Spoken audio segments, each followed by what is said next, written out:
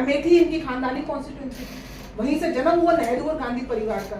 जब अपनी कॉन्स्टिट्यूंसी नहीं संभाल पाए, आज राहुल गांधी की जो कांग्रेस की कमान, अब राहुल गांधी घूमे क्यों आ जाते हैं? अध्यक्ष कौन है कांग्रेस का? यात्रा राहुल जी क्यों निकाल रहे हैं, मल्लिकार्जुन खड़गे क्यों नहीं चल रहे, थोड़ा बदल जी। बात आप परिवारवाद की करती है, परिवारवाद एक ही तरफ क्यों जाता है? परिवारवाद क्या मतलब सत्ता पक्ष में नहीं है क्या? मेरे को बात परिवारवाद के साथ में सबसे ज्यादा आरोप लगाया जाता है। परिवारवाद के साथ एक शब्द और जुड़ता है, क्या? जी योग्यता जी। पूत कपूत तो धन संचय, पूत सपूत तो धन संचय। योग्यता का पैमाना क्या है? तो प्रमाण दे रही हूं आपको। जी पैमाना, प्रमाण दे पैमाना तो प्रमाण सामने जी बताइए। प्रत्यक्ष किम प्रमाण है। 40 इलेक्शन कांग्रेस इनके नेतृत्व में हारी। अमेठी इनकी खानदानी कॉन्स्टिट्यूंसी थी, वहीं से जन्म हुआ नेहरू और गांधी परिवार का। जब अपनी कॉन्स्टिट्यूंसी नहीं संभाल पाए तो आपकी योग्यता वहां से दिखती है। डॉक्टर साहब बसरा से अटल बिहारी जी जमाने जब हो गई थी, इसमें कोई पैमाना नहीं है, ये कोई पैमाना नहीं है। नहीं, पैमाना देखिए, पैमाना एक अटल बिहारी 4 जगह हार जाते जी, मान लेती हूँ, हार जीत पैमाना नहीं है कोई जी। लेकिन एक टाइम पीरियड है। आज 55 साल के युवा होके घूम रहे हैं। मेरे को व्यक्तिगत उनको हस्तक्षेप नहीं करना, लेकिन आज तक उनका राजनीतिक अगर मैं जीवन देखूं, राहुल गांधी की जो कांग्रेस की कमान, अब राहुल गांधी घूमे क्यों आ जाते हैं? अध्यक्ष कौन है कांग्रेस का? वो तो डमी अध्यक्ष है, वो तो खुद ही बोलते हैं कि आला कमान से पूछ के आप बात करेंगे। कहाँ अच्छा, यात्रा राहुल जी क्यों निकाल रहे हैं, मल्लिकार्जुन खड़गे क्यों नहीं चल रहे, थोड़ा वजन भी कम हो जाता उनका। तो न्याय यात्रा वही क्यों निकाल रहे हैं? आप देखिए, एक फेस को बार बार लॉन्चिंग देखिए। रथ यात्रा तो ये भी निकाल लेते, क्या उनका हर इंसान जो है रथ यात्रा निकाली थी, मान लीजिए जी। और उस समय जब निकाली थी, वो राम के नाम पे देश को एक करने के लिए निकाली थी। राम खाली हिंदुत्व का मुद्दा नहीं है, राम इस देश के ऊपर जो हमारे नहीं, बिल्कुल नहीं है, बिल्कुल भी नहीं है। वोट मांगने सुन तो लीजिए, कोई वोट नहीं मांगी जा रही है। कितने लोग बीजेपी के थे राम मंदिर के शिलान्यास में? मुझे जवाब दीजिए, आप बताइए। देश के सारे संत थे, देश की पूरी जनता थी, क्या बीजेपी के लोग थे? खाली बीजेपी के मोदी जी देश के प्रधानमंत्री हैं, बीजेपी के खाली सदस्य नहीं है, देश के प्रधानमंत्री थे। बात करना अच्छी बात है। सुन, पहले एक चीज टॉपिक को खत्म करिए। ऐसे अगर आप जंप करते जाएंगे तो फिर विषय जो है ना वो डिरेल हो जाता है। आप एक विषय को पकड़िए। आपने पकड़ा राम का नाम, राम के नाम पे वोट का नाम।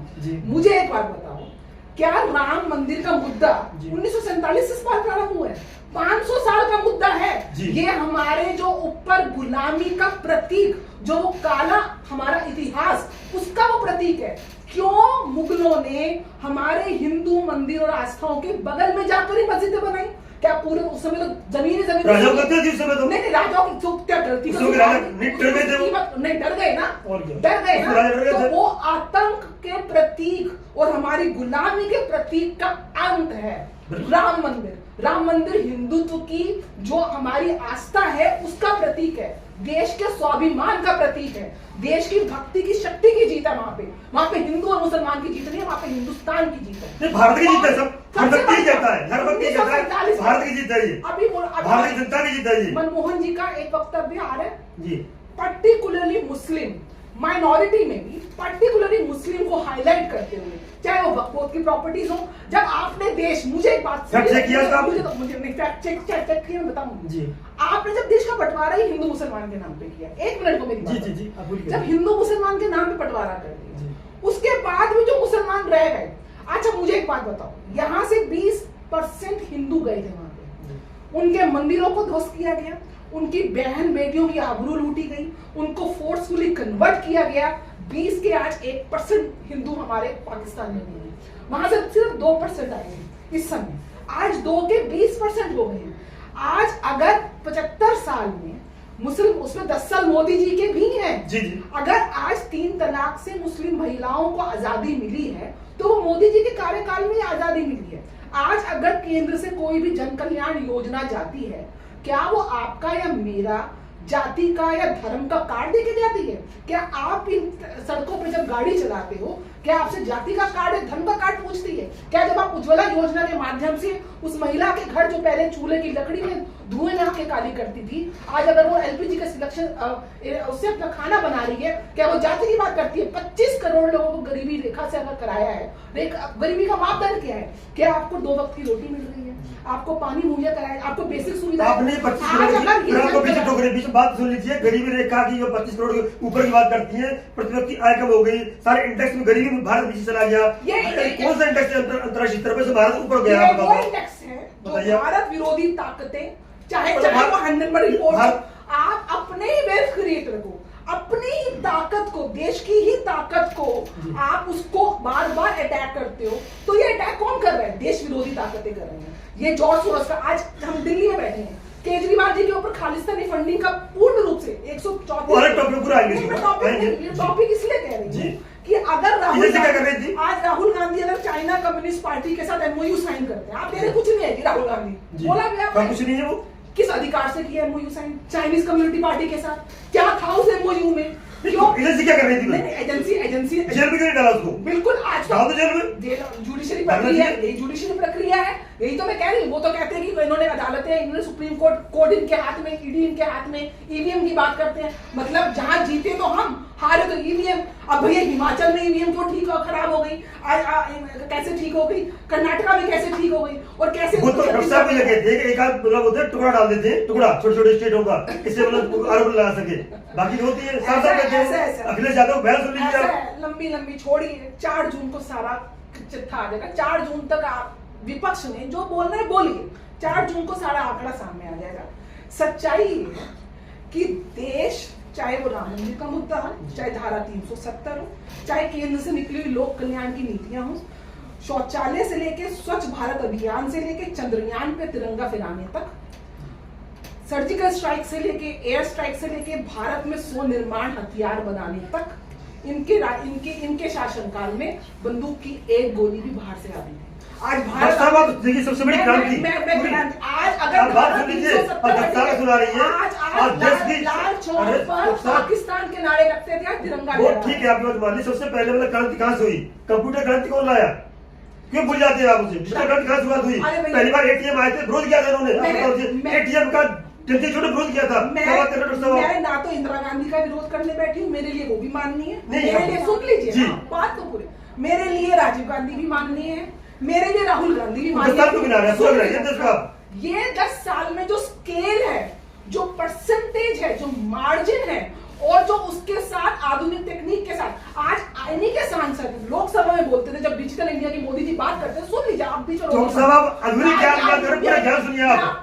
सबसे पहले कंप्यूटर आया था, विरोध किया था, धरने बैठे थे। अरे ठीक है, क्या चलाया था उसको मल्टीपल लेवल पर उसकी प्रोग्रेस को ग्राउंड लेवल पे कंप्यूटर नहीं आता 10 साल पहले। अरे मेरे भाई, आप तो ये बोलेंगे कि एटीएम नहीं आता, एटीएम ठीक, क्या ये शुरुआत होती है? मेरे भैया 10 साल सुन तो लीजिए, 10 साल की जो स्केल है, जो गति है, और उसके साथ जो विस्तार है, उस लेवल तक का इन्हीं के सांसद कंप्यूटर का क्रांति लाने के बाद भी बोलते थे संसद में कि जब मोदी जी बोलते थे कि डिजिटल इंडिया करेंगे, तो कहते गांव में जाके आप क्या कार्ड मशीन स्वाइप कराएंगे? आज जाइए आप भी गांव में, जाके लीजिए सब्जी, जिस सब्जी में वो वैन तोलती है ना, वो डब्बा ऊपर करती है, आप यूपीआई स्कैन करते हो, 1 सेकंड में उसके पैसे जाते हैं। इनके काल में कंप्यूटर क्रांति थी, 100 रुपए देते थे, 15 रुपए केंद्र से 15 रुपए पहुंचते थे बेनिफिशियरी को।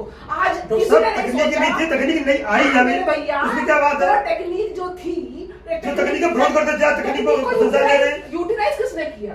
डायरेक्ट बेनिफिट ट्रांसफर के साथ। आज अगर 100 रुपए चलते हैं, हमने सोचा कि भैया हम तो अकाउंट खोलेंगे, पैसे नहीं है, कहां से अकाउंट खोलेंगे? मोदी जी ने जब खोलिए, 0 बैलेंस के साथ खोलिए। फायदा पता क्या? दूरदर्शी का विजनरी ये होता है कि उसके बाद जो बेनिफिट देना था, वो ऑन द स्पॉट यहाँ से 100 रुपए गए, 100 रुपए वहां फ्रैक्शन ऑफ सेकंड में आपके पास पहुंचे। तकनीक चालू करी थी राजीव गांधी जी ने, उसको वो कहते हैं हमें इस तरह की सहानुभूति राशि मत दीजिए, हमारी फसल का दाम दे दीजिए।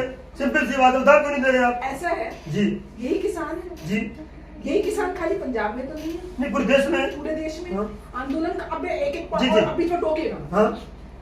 किसान आंदोलन अभी हुआ दिल्ली के बॉर्डर्स पे जी। एक कानून है हाईवे कानून कि आप ट्रैक्टर और ट्रॉलीज को हाईवे पे नहीं लेके जा सकते। सुनते जाइएगा। हाँ, बताइए। मैं तुष्टिकरण किस तरीके से अभी पैरेलल आया कि किसानों को फंडिंग हुई है खालिस्तानी से। वो कौन से किसान हैं जो डीजे में चल रहे हैं, जो पिज्जा खा रहे हैं, जो ड्रिंक कर रहे हैं, जिन लोगों का उनको पता भी नहीं है, आप जाके वीडियोस देखिए। उसके बाद ट्रैक्टर और ट्रॉलीज हाईवे पे कैसे आई दिल्ली के बॉर्डर तक, जब की हाईवे कानून के ऊपर आप नहीं देखा। सर नहीं है, बता दो हर स्टार बना भी सकते हैं, हर स्टार सब कुछ कर सकते हैं, किसान क्यों नहीं कर सकता? डीजे क्यों नहीं कर सकता किसान? कहाँ लिख रहा है किसान डीजे में नाच नहीं सकता? मुझे किसान डीजे में नाच रहा है, क्या दिक्कत है? जब किसान दारू पी रहा है, जब किसान फॉर्च्यूनर चला रहा है, थार चला रहा है, तो उसके बाद भी किसान बेचारा गरीब है। उसके बाद भी मतलब किसान गरीब नहीं कहा आपने, ये कह रहा है कि हक दीजिए, हक मांग रहा है, हमारा भी आता है क्या? हक कौन मांगेगा? हक किसी ने नहीं मांगा है। एमएसपी जो लागू हुई है पीरियोडिकली, अभी भी मोदी जी का जो संकल्प पत्र आया है सर, बहुत फर्क है घोषणा में और संकल्प पत्र में। क्या है आप देखा तक उन्होंने अपनी चीजें डिलीवर करी है। उन्होंने बोला है पीरियोडिकली हम एमएसपी को रिवाइव करेंगे और ये 3 जो कानून थे, ये स्वामीनाथन रिपोर्ट भी हमारा है उसमें। स्वामीनाथन रिपोर्ट अच्छा ही पढ़ता हूँ, इन्होंने क्यों नहीं लागू कर दी? कहना और करने में फर्क है ना, कहने और करने में जमीन और आसमान का फर्क है।